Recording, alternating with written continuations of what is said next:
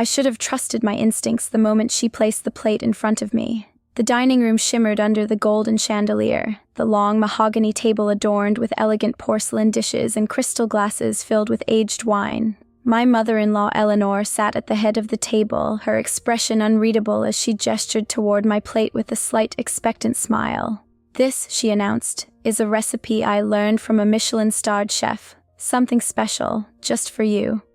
Her words should have felt like an honor, a rare olive branch extended from a woman who had never truly accepted me into her perfect, curated world. But instead, they sent a strange shiver down my spine. Before we begin, I just want to say thank you for being part of this journey. If you love stories filled with power plays, deception, and unexpected twists, consider subscribing. It's completely free and helps us keep bringing you more thrilling tales. Now, let's dive in. The salad in front of me looked beautiful, too beautiful. The crisp romaine leaves glistened under the soft glow of the chandelier, sprinkled with slivered almonds, pomegranate seeds, and a delicate drizzle of dressing that smelled off. It wasn't rotten, nor was it entirely unpleasant, but there was something subtly chemical, a sharp undercurrent beneath the usual tang of vinaigrette. I forced a smile, lifting my fork with calculated nonchalance. Across from me, my sister-in-law Vivian was already halfway through her plate, oblivious to the quiet storm brewing inside my mind. Vivian, the golden child, the family's pride, forever in competition with me, even when I never played her game. "Try it," Eleanor coaxed, her voice silky, almost indulgent. "I had you in mind while making it." I hesitated just long enough for my husband, Daniel, to glance at me. He was only partially paying attention, too absorbed in a discussion with his father about work. Typical. He never noticed the subtle wars waged between the women in his life. I twirled a forkful of salad, pretending to examine it as though admiring the effort. "Looks delicious," I murmured, bringing it closer to my lips but never quite letting it touch. The scent intensified, and my stomach twisted. I needed to think fast. Vivian, ever the show-off, had already finished her portion. She wiped her mouth delicately with a linen napkin, smiling smugly as if proving yet again how she could outshine me in every little thing. My gaze flicked to my plate, then to hers, and in that split second, an idea formed. I set my fork down deliberately, pretending to adjust my napkin as I shifted in my chair. I nudged my plate slightly forward, just enough for Vivian to take its place when I moved my hand next. My fingers brushed against the cool porcelain, and with a subtle flick of my wrist, the plates exchanged positions under the cover of casual movement. Vivian barely noticed. She was too busy gloating over some recent work achievement, basking in our father-in-law's praise. My mother-in-law, however, noticed everything. I saw the way her eyes flickered just a fraction of a second too long on my plate. I met her gaze and smiled, mirroring her earlier expression of unreadable warmth. Then slowly, I lifted my fork again and took a bite of the salad Vivian had originally been served. Eleanor's expression shifted just slightly before she regained her usual composure, but something had changed. She was watching too closely now. Vivian, on the other hand, had already picked up my former plate without hesitation. She stabbed a forkful of greens and shoved it into her mouth, too wrapped up in her own world to sense the underlying tension. And then I waited. The conversation carried on around us, the clinking of glasses, the occasional burst of laughter. Eleanor had resumed chatting with my father-in-law, though I noticed she barely touched her food. She kept stealing glances at Vivian, waiting. That's when I knew for sure. It was subtle at first. Just a shift in Vivian's posture, a slight furrow in her brow. She took another bite, chewed, swallowed, then blinked a few times as if something felt off. Minutes passed.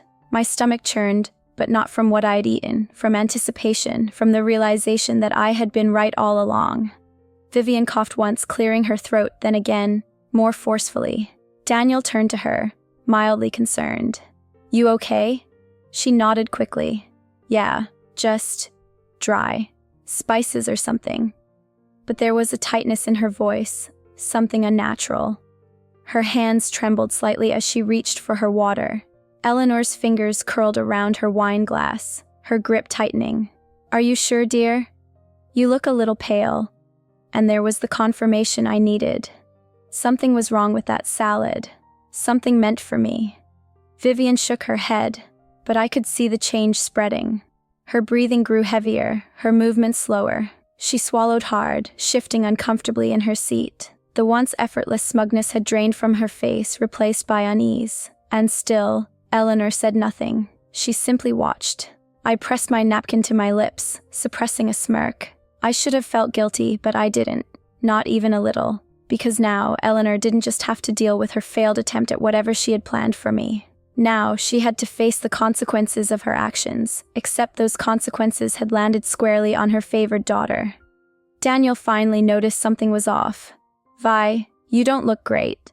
"I'm fine," she snapped, but the edge in her voice was cracking. Beads of sweat formed along her hairline. Then her face twisted, a sharp intake of breath. Her hand shot to her stomach, and then the inevitable. She shoved back from the table, her chair scraping against the hardwood floor, and bolted from the room. Silence fell, broken only by the faint sound of distant retching. I took a slow sip of water, meeting Eleanor's gaze across the table. For the first time ever, she looked truly rattled. I smiled sweetly. "Delicious salad, really. You must share the recipe." Eleanor said nothing, but I could see it in her eyes. She knew, and I knew. The game had changed. The silence that followed was suffocating. The once lively dining room, filled with the clinking of cutlery and the soft hum of polite conversation, now felt like the eye of a brewing storm. The echoes of Vivian's rushed footsteps and the distant sounds from the guest bathroom lingered in the air, heavy with unspoken truths. Eleanor hadn't moved. She remained seated at the head of the table, her fingers wrapped around the stem of her untouched wineglass. Her expression was unreadable, but I knew better than to mistake her silence for indifference. She was calculating, piecing together the events that had unfolded, how things had gone so terribly wrong. Daniel had pushed his chair back slightly, half risen, torn between going after his sister and staying put. "Should I?" "No," Eleanor cut in, her voice smooth but carrying an underlying tension. "She'll be fine. Let her compose herself." That was when I knew she wasn't surprised. She wasn't concerned. She was trying to regain control. My fingers traced the rim of my water glass, my heart thudding with a slow, steady rhythm. I wasn't sure what I had expected, but part of me had anticipated more of a reaction. Panic, denial, a flurry of false concern. Instead, she was trying to will the situation into submission, pretending this wasn't a direct consequence of something she had orchestrated. Daniel frowned, uneasy. She didn't even drink that much. What could have? "Maybe something didn't sit well with her," I said, my voice smooth, casual. "That happens sometimes." Eleanor's gaze flicked to mine, just a brief moment, but enough. Enough to tell me that she knew exactly what had happened. And she knew I knew. A quiet war had begun. Across the table, my father-in-law Charles cleared his throat. He had the same unreadable look as Eleanor, but lacked the same finesse in controlling it. His discomfort was evident in the way he tapped his fingers against the table, his gaze shifting between us. He hadn't said much all evening, but now he studied me with quiet scrutiny, as if trying to determine whether I had played a role in what had just happened. The weight of his stare didn't bother me. Not anymore. Daniel exhaled, rubbing his temples. I should check on her. He pushed his chair back fully this time and walked toward the hallway, his steps quick but hesitant, as if bracing himself for what he might find.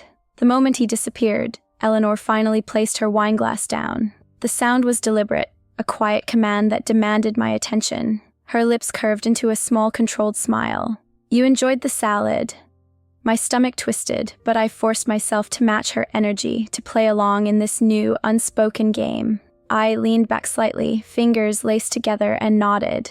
"Absolutely. You really must share the recipe." A beat too long, then a slow, amused chuckle. "I thought you'd like it," she murmured, swirling the remaining wine in her glass. "It's special." Charles stiffened beside her, shooting her a sharp glance. That was interesting. So he knew. Not all of it, perhaps, but enough to sense when Eleanor was playing a dangerous game. I tilted my head slightly, feigning curiosity. It had an interesting aftertaste, a little different than I'm used to. Her fingers drummed lightly against the table. New ingredients. Sometimes, when you try something unfamiliar, your body reacts in unexpected ways. I wasn't sure if she meant that as a warning or an excuse, but either way, it confirmed everything I had suspected. Before I could respond, A sharp noise echoed from the hallway, the sound of a door swinging open, followed by the unmistakable sound of Vivian's voice, thick with distress. What was in that food? Her voice trembled with frustration, raw and breathless. A few seconds later, she appeared at the entrance of the dining room, looking pale, shaken. Her makeup had started to smear slightly, and she gripped the doorway like she needed the support. All eyes turned to her. I remained still, unreadable. Eleanor, however, had already put on a mask of faint concern. "Vivian, dear," Eleanor said smoothly, rising from her seat. "Are you all right?" Vivian's eyes narrowed, darting between us. "I don't know, but something wasn't right. I felt strange." She exhaled shakily. "It wasn't just a stomach ache. It felt like something was messing with my system.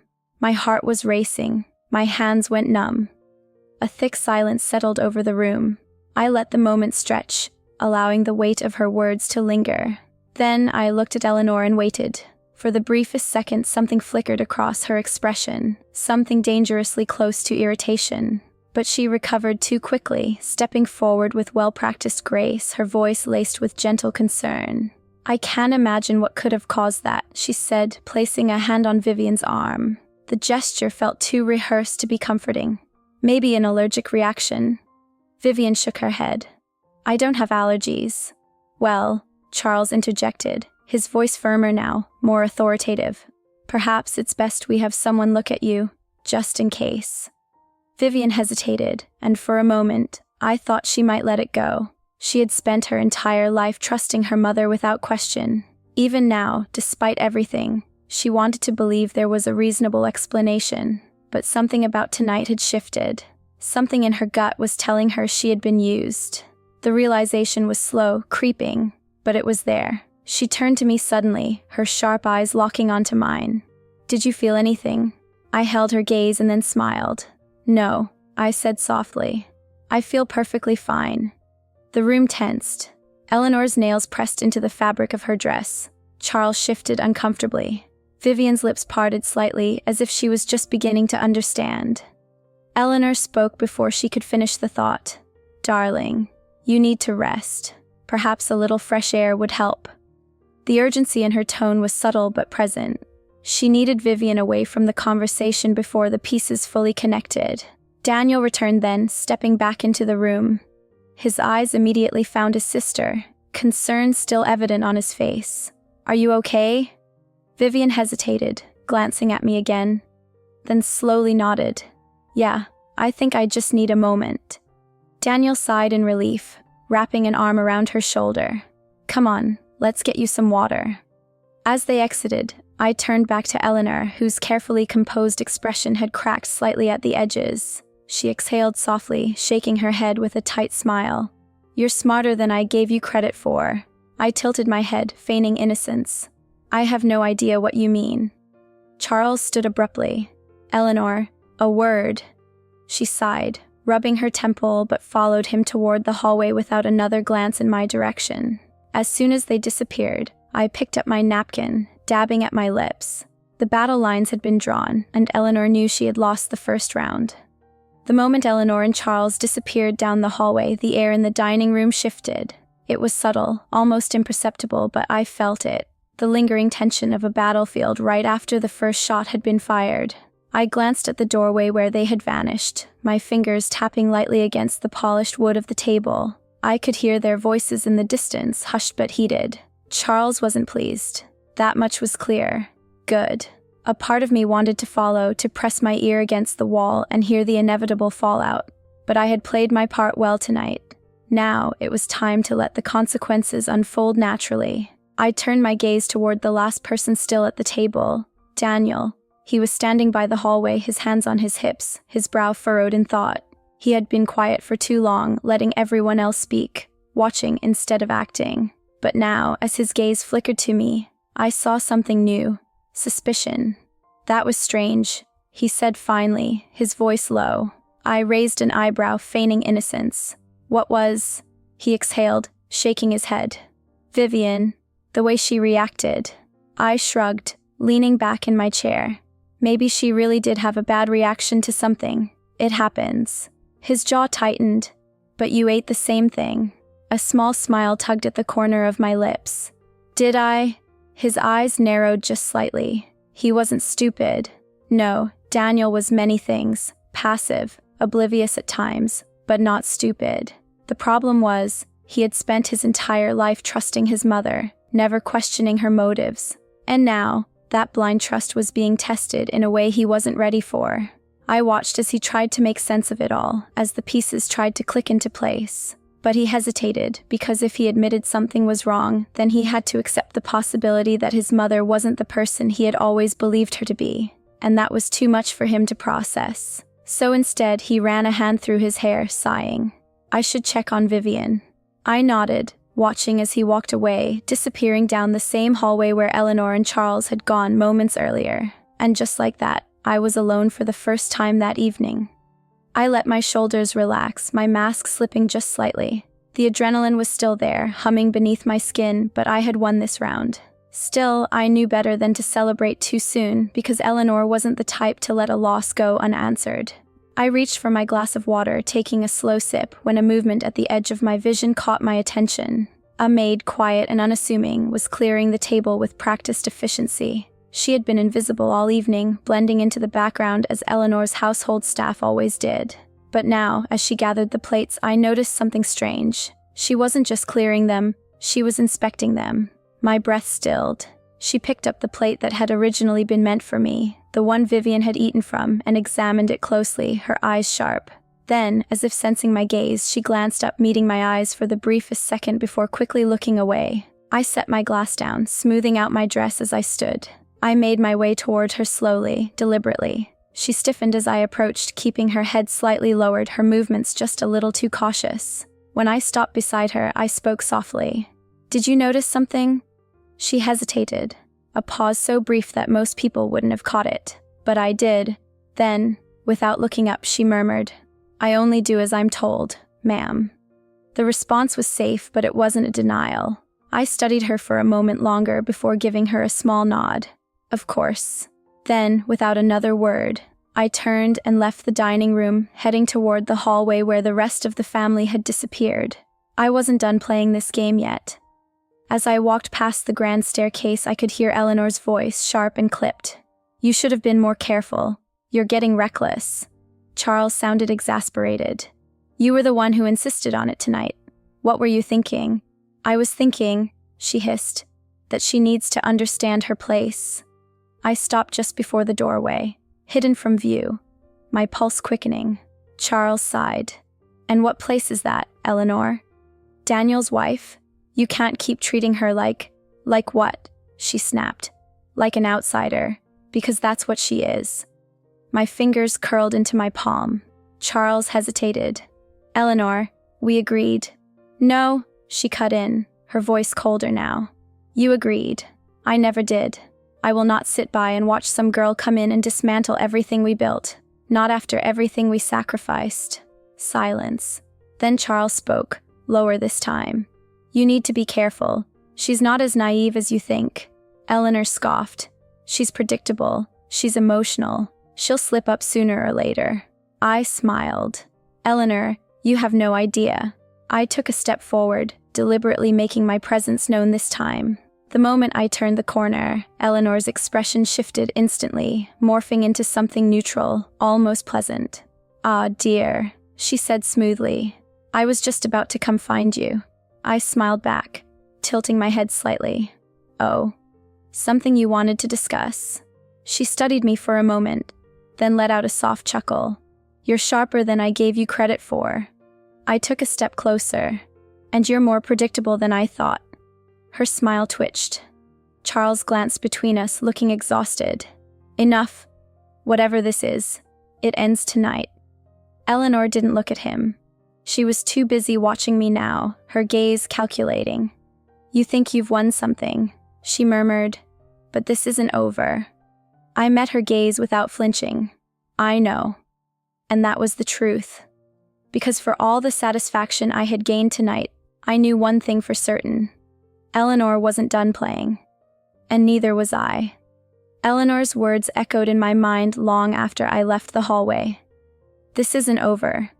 I knew she meant it. This wasn't just a petty grudge anymore. It was a silent war. One that would be fought with whispers, careful manipulation, and quiet schemes. The kind of battle where moves weren't made in the open but in the shadows, where the real damage came from what was unseen. I had expected resistance from her since the moment I married Daniel, but I had underestimated just how deeply rooted her need for control was. Tonight had proven that she wasn't just passive-aggressive. She was willing to cross lines, to test boundaries, and that meant I had to be smarter, sharper. When I stepped back into the dining room, the table had already been cleared. The once grand setting now stood as an empty reminder of the battle fought over dinner. The maid from earlier was still there, wiping down the polished surface with careful precision. I approached her, lowering my voice just enough so it wouldn't carry. "You noticed something earlier," I said. She hesitated, her fingers tightening around the cloth she held. Her eyes flickered toward the doorway where Eleanor had vanished, then back to me. "I shouldn't speak on things that aren't my place, ma'am," she murmured. I gave her a small smile, one that wasn't demanding but understanding. "I think we both know that's not entirely true." She glanced around once more before exhaling softly. "The plate." My chest tightened. "What about it?" She hesitated, then sighed. "It was prepared separately, different from the others. The dressing smelled stronger." Her voice dropped lower. "And she watched you too closely when you took your first bite." I already knew this, but hearing it confirmed from an outside perspective made it more real, more dangerous. "Have you seen her do this before?" I asked. She shook her head. "Not exactly, but there have been instances. People getting sick after meals, usually those she disapproves of." She swallowed hard. "No one ever says anything. It's always written off as coincidence." Coincidence. Right. That was exactly what Eleanor had wanted tonight to be. An unfortunate accident. A simple case of bad food. But now she had lost control of the narrative because, instead of me being the one affected, it was her own daughter. I gave the maid a grateful nod. "Thank you for telling me." She hesitated once more before stepping closer, lowering her voice to just above a whisper. "Be careful, ma'am. She doesn't like to lose." "Neither do I replied. I turned to leave, but just as I reached the doorway, I heard a familiar voice behind me. "You always were good at making friends." I didn't flinch, but I did pause just long enough to let the tension settle before turning. Vivian stood in the doorway, arms crossed, her expression unreadable. She looked better now, less shaken, more composed, but there was still a sharpness in her eyes, something that hadn't been there before. "Feeling better?" I asked lightly. She tilted her head slightly. Funny thing about that, she took a slow step forward. I spent the last 30 minutes thinking about what happened, and the more I thought about it, the less sense it made. I said nothing, waiting. She exhaled, shaking her head. I was fine before dinner. No signs of anything, and then suddenly, halfway through my plate, my body started reacting as if I had eaten something I shouldn't have. I kept my expression neutral. "That does sound strange." Her lips pressed together. "It does." Then she narrowed her eyes. "Especially since you were the one who was supposed to have that plate." I smiled slow and knowing. "And yet, here we are." Her jaw tightened. "Did you know?" I tilted my head slightly. "What do you think?" She let out a sharp exhale, dragging a hand through her hair. "I don't know what to think." Her voice wasn't just frustrated now, it was uncertain. For the first time in her life, she was forced to question something she had never doubted before, her mother. Vivian had spent years believing she was Eleanor's favorite, the golden child, untouchable. But now that image was cracking, and she was trying to piece together the truth. And I could use that. I stepped closer, keeping my voice soft. "You've always thought of me as an outsider, someone trying to take what's yours. But tonight, you weren't the exception. You were a pawn." Her throat bobbed as she swallowed. I leaned in slightly. "Ask yourself this. If I hadn't switched the plates, do you really think your mother would have stopped it?" Her breath hitched. We both knew the answer. She took a step back, shaking her head. "I need to think." I nodded. "Take your time." She turned abruptly and left, her footsteps quick and uneven. I watched her go, knowing that the seed had been planted. Eleanor wanted to play games? Fine. She just didn't realize I was already 3 moves ahead. As I stepped out of the dining room, I nearly collided with Daniel. His expression was unreadable, but I could tell he had been listening. "Interesting conversation," he said. I raised an eyebrow. "Eavesdropping, are we?" He ignored the jab. "What's your goal here?" I studied him for a moment before speaking. "My goal? To survive in a house where your mother is trying to remove me piece by piece." His jaw clenched. "She wouldn't she?" I cut in. "You saw what happened tonight. Do you honestly believe that was an accident?" He hesitated, and that hesitation told me everything I needed to know. Because deep down, he knew. He had always known. He just never wanted to admit it. I sighed, softening my tone. "Daniel, I'm not asking you to pick a side, but I am asking you to open your eyes." He exhaled, rubbing his forehead. "I need time to process this." I nodded. "Take all the time you need." But time was a luxury we didn't have. Because I had no doubt that right now, Eleanor was already planning her next move, and this time, she wouldn't make the same mistake twice. Daniel's footsteps faded down the hall, his mind undoubtedly spinning with conflicting loyalties. I knew he wouldn't confront his mother, not yet. He needed time to process what he had heard, to decide whether the truth was something he was ready to acknowledge. That was fine. I could afford to be patient. Eleanor, on the other hand, couldn't. I turned back toward the dining room, taking a slow, deliberate breath. The air still carried the faint traces of the evening's tension, but beneath it, there was something else. A shift. A fracture in the foundation Eleanor had built so meticulously. And cracks, when widened just right, had the power to bring down entire structures. A quiet sound behind me made me turn. The maid from earlier stood at the far side of the room, hands clasped neatly in front of her. She wasn't looking at me, but I knew she was waiting, watching. "She's not done," I murmured, keeping my voice low. The maid hesitated, then nodded. "No, ma'am, she never is." I studied her carefully. Her tone was measured, but there was something beneath it. A careful awareness, a knowledge of how things worked in this house, of how dangerous it was to be on the wrong side of Eleanor's games. I stepped closer. "You've been here a long time, haven't you?" She nodded. "Long enough to know when to keep my head down, and long enough to know when something isn't right." I paused, then leaned in slightly. "Then tell me, has she ever lost before?" The maid's lips pressed together as if debating whether she should answer. But then, in the softest whisper, she said, "Not like this." A chill ran through me, because if Eleanor had never been beaten at her own game before, that meant she wouldn't retreat now. She would retaliate.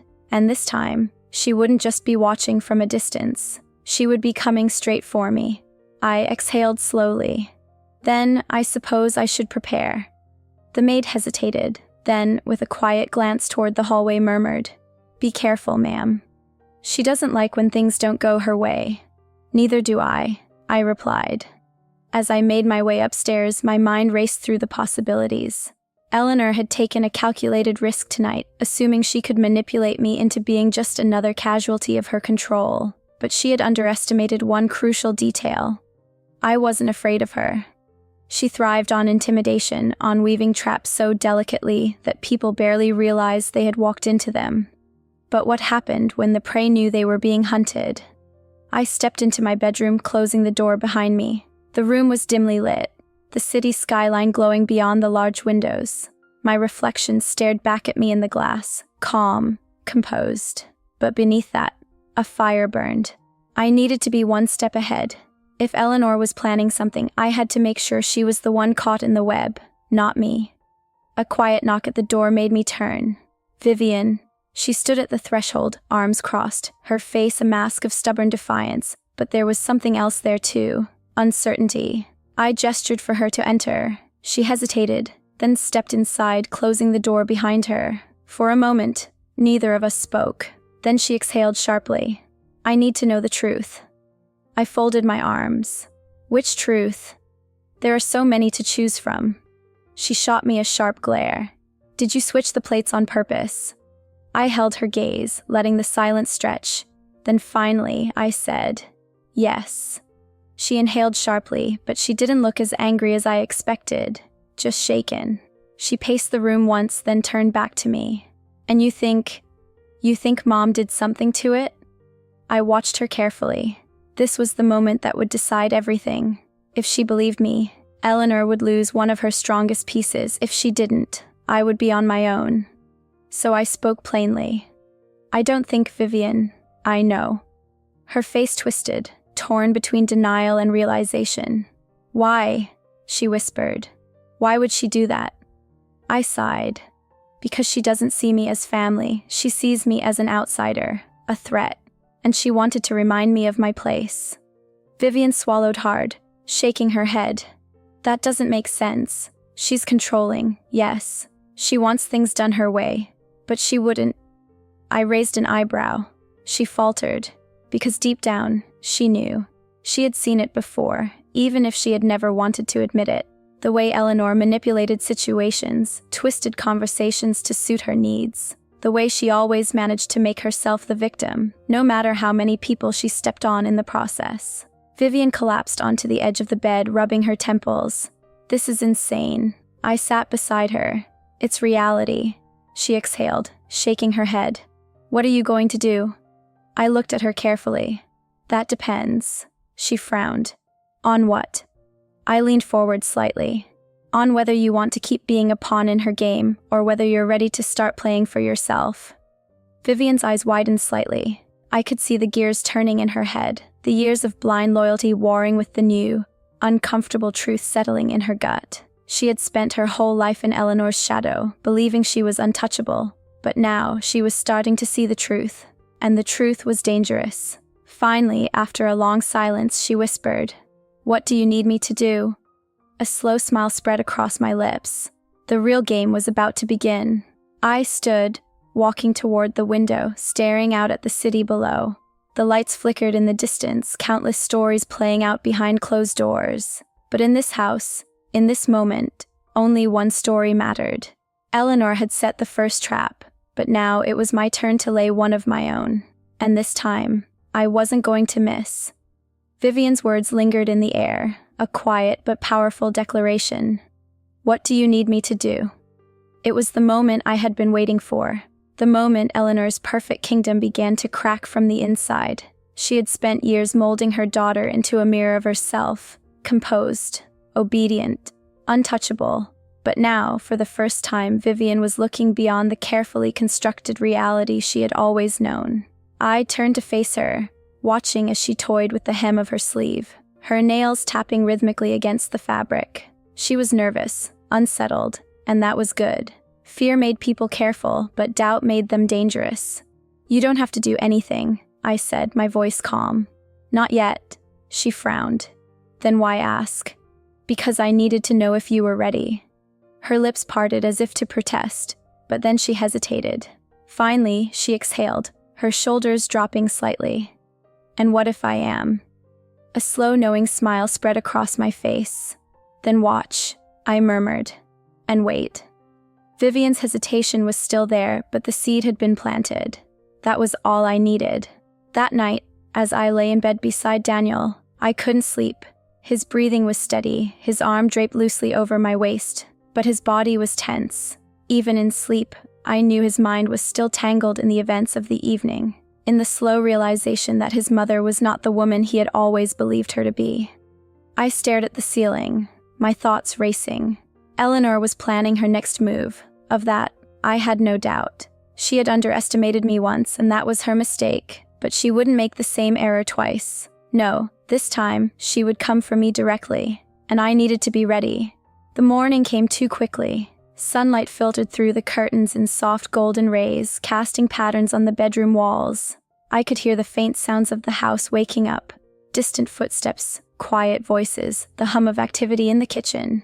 Daniel stirred beside me, letting out a low sigh. When his eyes blinked open, they were still clouded with sleep, but the moment he saw me watching him, awareness settled in. "You're thinking too much," he murmured. I arched an eyebrow. "Am I?" He exhaled, rubbing a hand over his face. "You're plotting." I smirked. "And you're only realizing this now?" He groaned, rolling onto his back. "I don't know how we got here." We got here because your mother underestimated the wrong person, I said, sitting up and stretching my arms before glancing down at him. Are you going to talk to her? Daniel let out another sigh, staring at the ceiling. I don't know what to say. Start with the truth. His jaw tightened. The truth isn't that simple. I shook my head. It is. You just don't want to see it. A muscle in his jaw twitched, but he didn't argue. Because deep down, he knew I was right. Breakfast was tense. The dining table was set as elaborately as ever, but the air was thick with unspoken words. Eleanor sat at the head of the table, her expression carefully neutral, but I could see the sharpness in her eyes. She was watching, calculating. Vivian sat across from me, her fork idly poking at her food. She hadn't spoken much since entering the room, and that in itself was unusual. Normally, she would have filled the space with empty conversation, casual boasts about her latest achievements, but today she was quiet, observing. Good. Daniel sat beside me, stiff and uncomfortable, his fingers wrapped around his coffee cup like it was the only thing grounding him. Charles, as always, remained silent, reading the morning paper as if he wasn't aware of the tension thickening around us. It was Eleanor who finally broke the silence. I trust everyone slept well, she said, her tone smooth, casual, but the way her gaze lingered on me said everything. I smiled. Like a dream. She hummed, taking a delicate sip of her tea. Good. We have a long day ahead. The statement was pointed, a warning. I didn't react. Instead, I leaned forward slightly, my gaze steady. Vivian, how are you feeling? Eleanor's hand froze mid-motion for a fraction of a second, but I caught it. Vivian blinked, glancing at me. Better, she said cautiously. I nodded. I was thinking about last night, about how strange it was. Eleanor set her teacup down gently. Strange? I tilted my head. Yes, it's just odd, isn't it? How perfectly fine she was before dinner, and then suddenly, I trailed off, letting the words hang. Vivian shifted uncomfortably. Daniel glanced between us, tense. Charles finally lowered his newspaper, watching with quiet interest. Eleanor, to her credit, didn't flinch. Sometimes the body reacts unexpectedly to certain foods, she said smoothly. I nodded. That's true, though it is strange that only one plate seemed to cause an issue. The tension thickened. Vivian swallowed. It was the salad. Eleanor turned to her, smiling faintly. Are you sure, dear? Vivian hesitated, then slowly nodded. Yes. Eleanor's smile remained, but her eyes darkened just slightly. Perhaps you have an undiscovered sensitivity. I exhaled a soft laugh, shaking my head. Or maybe it wasn't an accident at all. The air stilled. Daniel tensed beside me. Charles frowned. Vivian's breath hitched, and for the first time, Eleanor's carefully constructed mask slipped, just for a moment, just long enough for me to see what lay beneath. Cold calculation. She wasn't afraid. She wasn't guilty. She was just waiting to see how far I would go. I leaned back in my chair, smiling sweetly. But of course, that would be ridiculous, wouldn't it? After all, we're family. Eleanor's lips curled into something that wasn't quite a smile. Yes, she murmured. We are. The game had changed, and the next move was mine. Eleanor's gaze lingered on me, her smile frozen, artificial. The breakfast table remained eerily quiet, the air thick with an unspoken challenge. Everyone had heard my words, and everyone knew they weren't just empty speculation. Vivian shifted uncomfortably in her chair, her fork scratching against the porcelain plate. Charles, as always, remained silent, his expression unreadable. Daniel kept his head down, stirring his coffee, but I could feel the weight of his thoughts pressing against the space between us. He knew something wasn't right. He just wasn't ready to face it yet. Eleanor, however, was never one to sit in silence for too long. She adjusted the napkin on her lap with deliberate ease, as if we were simply discussing the weather. Of course, dear, she said smoothly. Family is everything. That's why I always make sure we look after each other. The words were coated in honey, but I tasted the bitterness beneath them. A warning, a promise that she wasn't done yet. I tilted my head, meeting her gaze with feigned innocence. That's what I love about this family, the way we always take care of things. Eleanor's fingers curled just slightly around the edge of her teacup. The game had shifted, and I wasn't about to back down. Vivian, however, was unraveling. I could see it in the way she kept glancing at Eleanor, her usual confidence crumbling under the weight of her newfound doubt. Last night she had asked me what I needed her to do. Today she was starting to realize that the real question wasn't about what I needed. It was about what she was willing to see. Because the truth was staring her right in the face, and for the first time in her life, she wasn't looking away. Eleanor must have sensed it too. She set her cup down carefully, then turned to Vivian with a concerned expression. "Darling, you're awfully quiet this morning. Are you sure you're feeling better?" It was a test. A subtle push to see whether Vivian was still under her control. I held my breath, waiting. Vivian blinked, hesitated, then slowly straightened her shoulders. She exhaled, her fingers tightening around her fork. "I don't know." Eleanor's smile didn't falter, but something in her eyes darkened. "You don't know?" Vivian swallowed hard. "About last night. About everything." A thick silence followed, the kind that made time feel heavy, stretched too thin. Then Eleanor did something I didn't expect. She laughed. It was soft, effortless, but forced. A carefully curated sound designed to make Vivian feel ridiculous for even considering doubt. "Oh, sweetheart," she said lightly. "You're overthinking. It was just a bad reaction to something in the food. It happens." Vivian hesitated.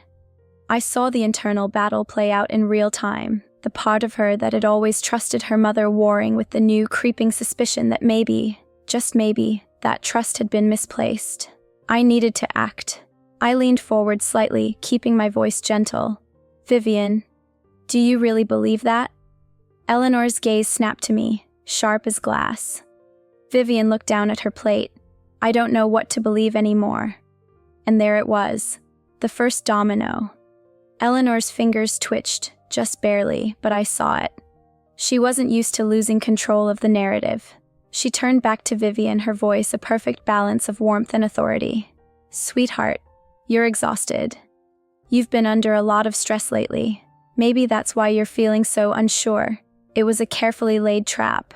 Make Vivian doubt herself. Make her believe that her thoughts weren't her own, that she was simply overwhelmed, not seeing things clearly. But this time, it didn't work. Vivian shook her head. That's not it." Eleanor's mask cracked. Not fully, not enough for anyone else to notice, but I did. She wasn't just losing control, she was losing her grip. Charles finally set his newspaper down, clearing his throat. "Perhaps we should move on from this topic." It wasn't a suggestion, it was a command. Just like that, the tension shifted again. Eleanor nodded, regaining her composure, and Daniel exhaled in quiet relief. The conversation turned forced, veering into safer waters, but the damage had already been done. Vivian wasn't the same as she had been yesterday, and Eleanor knew it. The rest of breakfast passed in a blur, but my mind never stopped working. I needed to keep this momentum. I needed to make sure Vivian didn't retreat back into the safety of denial. So, after the table was cleared and the family scattered for the day, I followed her. She was outside in the garden, sitting on the stone bench near the fountain, staring at the water with a distant expression. She didn't look up as I approached. "I don't know what to do," she admitted softly. I sat beside her, letting the quiet settle. "You don't have to do anything yet." She shook her head. "That's the problem. I've spent my whole life not doing anything, just accepting things as they were." She let out a breath, her hands clasped together. "Now, I'm starting to realize that maybe I should have been paying attention all along." I smiled, slow and knowing. "It's never too late." Vivian turned to me, her expression guarded but determined. "You're not scared of her, are you?" I met her gaze without hesitation. "No." She studied me for a moment, then nodded. "I think I want to see what happens when someone finally stands up to her." I smirked. "Then stick around." Eleanor had spent years keeping this family in check, making sure no one strayed too far from her control. But now, the cracks were forming, and the first domino had already fallen. It was only a matter of time before the rest followed. Vivian sat beside me, staring at the water in the fountain, lost in thought she had never allowed herself to have before. The weight of realization was sinking into her, and I could see the way her hands trembled slightly as she processed everything. She had been raised to believe in Eleanor's perfection, molded to reflect her mother's values, taught to admire the control Eleanor wielded so effortlessly. But now, that foundation was crumbling beneath her feet. She turned to me suddenly, her voice quiet but firm. "She won't let this go." I nodded, already knowing the truth in her words. No, she won't. Eleanor didn't believe in losing. If she sensed even the smallest crack in her carefully built empire, she would do whatever it took to seal it shut before it widened. And right now, that crack was Vivian. I watched her carefully, waiting to see what she would do next. This was her moment. She could either retreat, pretending none of this had ever happened, or she could step forward into a battle she had never thought she would have to fight. She exhaled slowly, her fingers tightening in her lap. What if I told her I know? I tilted my head. "And what would you say?" She hesitated, shaking her head. "I don't know. I don't even know what I believe yet." I understood. It was one thing to suspect, to feel the weight of doubt pressing against your chest.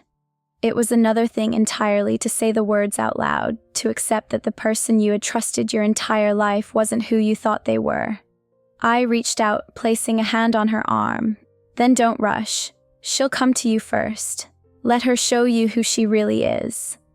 Vivian swallowed hard but nodded. The door behind us creaked open, and I already knew who it was before I turned. Eleanor stood in the doorway, framed by the warm glow of the house, her presence casting a long, looming shadow over the garden. Her lips curled into a soft smile, but her eyes were unreadable. "There you are," she said smoothly, stepping toward us. "I was wondering where you'd gone." Her gaze flicked to me first, then to Vivian, assessing, calculating.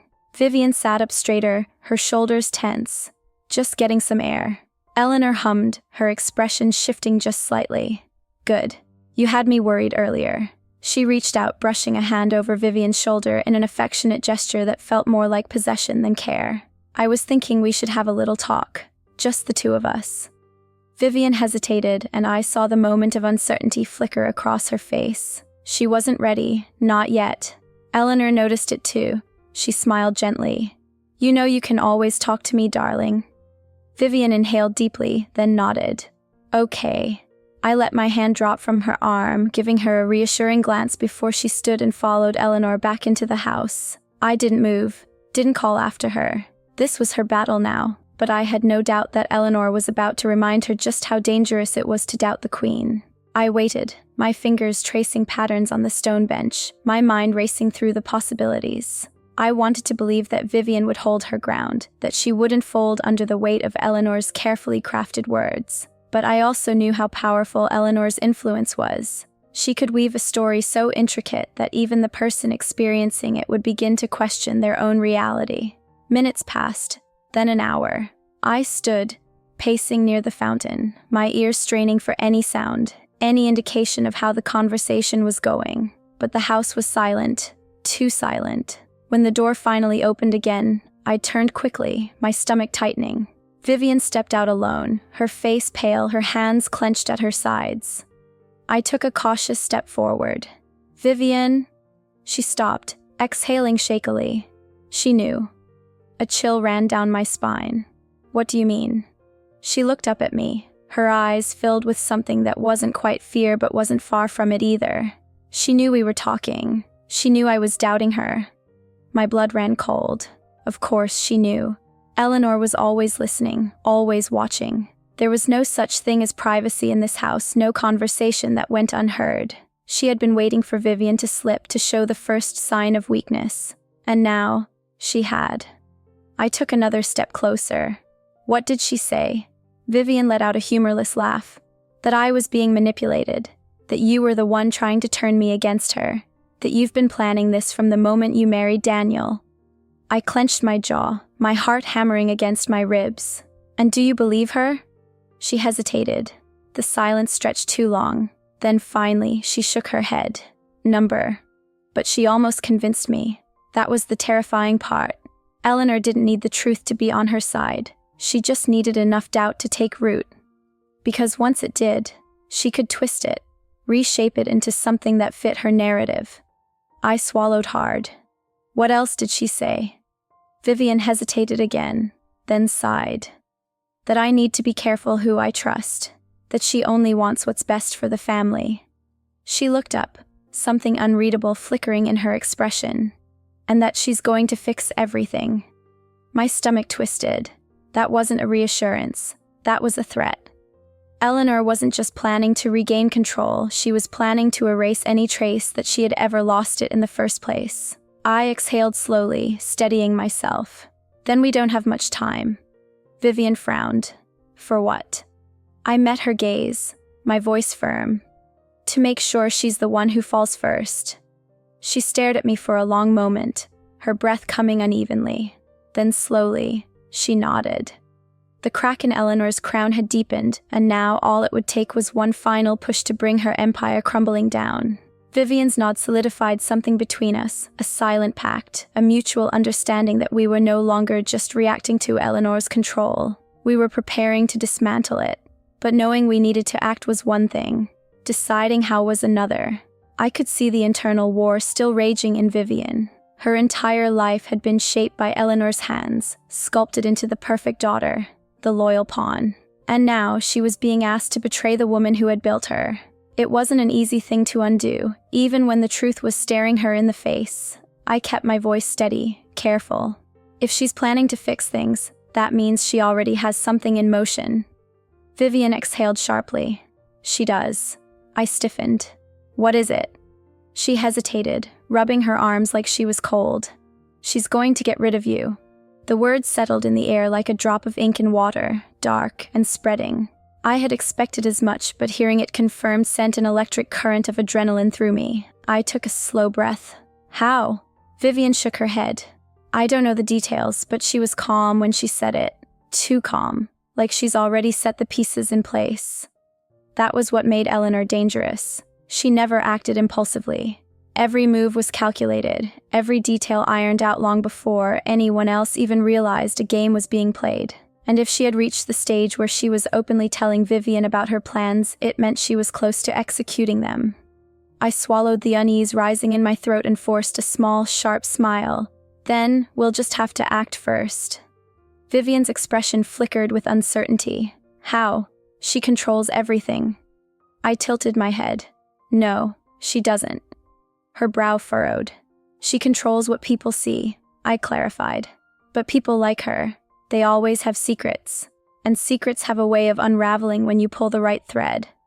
Vivian's lips parted slightly as a realization dawned. We weren't going to fight Eleanor head-on. That would be playing into her hands. We were going to let her undo herself. I stepped closer, lowering my voice. I need to know everything. Every little thing she's ever done to keep her grip on this family. Vivian hesitated, biting her lip. That could take days. I gave her a pointed look. We don't have days. Her throat bobbed as she swallowed, then nodded. For the next hour, we sat in the garden, piecing together Eleanor's web. It was more intricate than I had expected. Everything she did was strategic. Who she invited into the family, who she kept at a distance. The lies she told to keep control.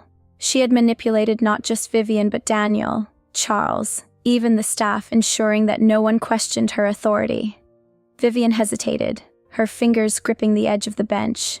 There's one thing, she said, her voice barely above a whisper, but I don't know if it's true. I leaned in slightly. What is it? She glanced around as if afraid the house itself might hear. Dad, she murmured. I frowned. What about him? Vivian hesitated, then spoke so quietly I almost didn't catch it. I think she has something on him, something that keeps him from standing up to her. My pulse quickened. Charles had always been the quiet one, the passive observer. I'd assumed it was just his nature, but what if it wasn't? What if Eleanor was holding something over him, something that ensured his silence? I exhaled slowly. If that's true, then that's our leverage. Vivian looked at me, uncertainty still lingering in her eyes. And if it's not? I smiled faintly. Then we find another one. Eleanor thinks she's untouchable, but every fortress has a weakness, and I'm going to find hers. That night, I waited. Dinner had been uneventful. Eleanor was back to playing the gracious matriarch, pretending nothing was wrong, but I could see the tension in her shoulders, the way she glanced at me just a second too long. She was waiting for something. So was I. When the house finally quieted, I slipped out of bed and moved toward the hallway. I needed to talk to Charles alone. I found him in his study, nursing a glass of whiskey, his eyes distant as he stared at the fireplace. He didn't look up when I stepped inside, but I knew he'd heard me. "You should be careful sneaking around at night," he murmured. "This house has too many ghosts." I closed the door behind me. "Then maybe it's time to let some of them out." That got his attention. He turned, his gaze sharp. "What do you want?" I stepped forward. "The truth." His lips twitched in amusement, but it didn't reach his eyes. "That's a dangerous thing to go looking for in this house." I didn't waver. "What does she have on you?" His jaw tightened. "Nothing." I tilted my head. Lying to me doesn't help either of us. A flicker of something passed through his expression. Then he exhaled, swirling the whiskey in his glass. "She knows things," he said finally. "Things I can't afford to let out." I stepped closer. "Like what?" He hesitated, then met my gaze. Enough to destroy everything. A chill ran down my spine. Eleanor wasn't just controlling him, she was blackmailing him. I swallowed. "Why haven't you fought back?" He let out a humorless laugh. "Because fighting Eleanor is like trying to fight the tide. No matter how strong you think you are, she always finds a way to pull you under." I studied him for a long moment. He wasn't just defeated, he was resigned. Eleanor had broken him so completely that he no longer believed escape was possible. But I wasn't him. I stepped forward, lowering my voice. "What if I told you she's already slipping?" Charles's eyes narrowed. "What if I told you," I continued, "that for the first time, she's losing control?" His fingers tightened around his glass. "Then I'd say you don't know her as well as you think you do." I smiled faintly. "Or maybe you don't." A muscle in his jaw twitched, but he didn't respond. I leaned in slightly. "You may not be willing to fight her, but I am. And whether you believe it or not, her time is running out." Charles studied me for a long moment, then finally sighed. "She has records," he muttered. "Files on everyone." My pulse quickened. "Where?" He hesitated, then murmured, "The safe in her office. Second floor." I stepped back. "Thank you." He shook his head, downing the rest of his whiskey. "You're playing a dangerous game." I smiled. "So is she." Then, without another word, I turned and left. Because now, I had exactly what I needed to bring Eleanor down. The moment I stepped out of Charles's study, the weight of what I'd learned settled on me like a storm cloud ready to burst. Eleanor had records, files on everyone, secrets she'd hoarded like a dragon guarding treasure. Each one was a thread in the web she used to control this family. And now, for the first time, I knew where to find them. I moved swiftly down the dimly lit hall, my pulse steady despite the rush of adrenaline flooding my veins. The house was eerily quiet, the heavy silence stretching between its grand walls. But I knew better than to believe I was truly alone. Eleanor was always watching, always listening. But tonight she had no idea I was coming for her first. Vivian was waiting for me in my bedroom, perched on the edge of a chair near the window. She looked up the moment I entered, her expression tight with tension. "Well?" I shut the door behind me and exhaled. "She has a safe in her office." Vivian stiffened, her eyes widening just slightly. "With the records?" I nodded. "If we can get inside, we'll have everything we need to bring her down." For a moment, neither of us spoke. The magnitude of what we were about to do hung between us, heavy and unspoken. If we did this, there was no turning back. We weren't just resisting Eleanor's control, we were shattering it completely. Vivian swallowed hard. "She'll never forgive us." I met her gaze steadily. "She was never going to forgive us, Vivian. Not after last night." She exhaled sharply, then nodded. "So, how do we do this?" I glanced at the clock. Eleanor would be in her bedroom by now, likely planning whatever retaliation she had in store. If we were careful, we had time, but not much. "We go now," I said, "before she realizes we've moved first." Vivian hesitated for only a second before standing. "Okay." We slipped out into the hallway, our steps silent against the polished floors. Every shadow felt like it carried eyes, but I forced myself to stay focused. Eleanor's office was at the end of the east wing, past the main staircase and through a set of grand double doors. I'd been inside before, but never alone, never with the intention of picking apart the life she'd built. When we reached the doors, I hesitated, pressing my ear against the wood. Silence. I glanced at Vivian. Watch the hall. She nodded, positioning herself slightly away from the door, her eyes scanning for any movement. I took a slow breath, then turned the handle. It opened easily. Of course it did. Eleanor didn't believe she could be challenged. The office was just as I remembered. Elegant, pristine, and meticulously arranged. A massive mahogany desk sat in the center, a wall of bookshelves behind it. A painting of Eleanor herself, poised and regal, hung above the fireplace, but my eyes went straight to the corner of the room. The safe was sleek, built into the wall, hidden behind a decorative panel. I moved quickly, kneeling in front of it. "Vivian," I whispered. "Come here." She slipped inside, closing the door behind her. "Do you know the combination?" I gritted my teeth. "Number. But I have a guess." Eleanor was predictable in her vanity. Everything she did was about control and legacy. If I had to bet, the combination would be tied to something personal, something important to her. I tried her wedding anniversary first. Nothing. Her birthday. Nothing. I exhaled sharply, thinking. Then my gaze flicked to the painting above the fireplace. Her mother. I punched in the birth year of Eleanor's mother. The safe clicked open. Vivian let out a quiet breath of shock. "You're kidding." I smirked. Even Eleanor has weaknesses. Inside, there were neatly stacked folders, each labeled with names I recognized. People in the family, business associates, even former friends. She had dirt on everyone, but one file in particular caught my eye. CS. I pulled it out, flipping it open, and what I saw made my stomach drop. Bank records, offshore accounts, evidence of financial manipulation dating back decades. Charles wasn't just complicit in Eleanor's control, he was trapped in it. If this information got out, his career, his reputation, everything would be ruined. Vivian peered over my shoulder, her breath hitching. "She's been holding this over him for years." I nodded grimly, and I bet he's not the only one. We rifled through more files, scanning pages as quickly as we could. She had covered every angle, every potential threat to her reign. But then I found something even more damning. A contract with Daniel's name on it. Vivian frowned. "What is that?" I scanned the document, my stomach twisting. "She's been planning to cut me out legally." Vivian's eyes widened. "You mean she's setting it up so that if Daniel ever sides with you, he loses everything?" Vivian took a sharp step back. "She's insane." I smiled bitterly. "Number. She's just terrified." We didn't have time to go through everything, but this was enough. More than enough. I grabbed the most damning files and tucked them under my arm.